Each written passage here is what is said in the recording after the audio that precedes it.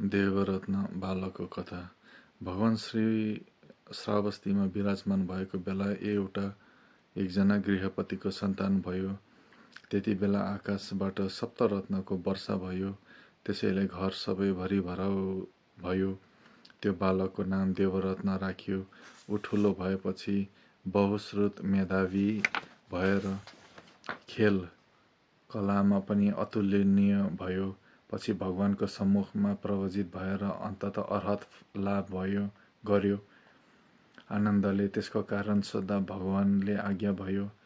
उहिले बुद्ध कणक मुनि लोकमा आगमन हुँदा भिक्षुसँग सहित धेरै गृहपतिहरूले आमन्त्रण गरेको देखेर एउटा गरिबले श्रद्धाद्वारा अनुमोदन गरे तापनि अरू चढाउने सामग्री नभएकोले कृत्रिम मणि जस्तो रूप भएको सेतो ढुङ्गा एक अञ्जुली चढाएर प्रार्थना गरेको थियो, जुन कारणले 91 कल्पसम्म असीम पुण्यले थुप्रै मणि, रत्न र लाउने लुगा, खाने चिज सहजै लाभ भयो।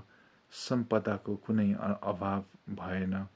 त्यसबेला शुद्ध चित्तले श्रद्धा मात्र गर्नाले अहिले मसँग भेट भएर फल लाभ गरे भनी आज्ञा भयो। यो कथाले त्रिरत्नको पूजा र अनुमोदन गरेको फाइदा दर्शाएको छ।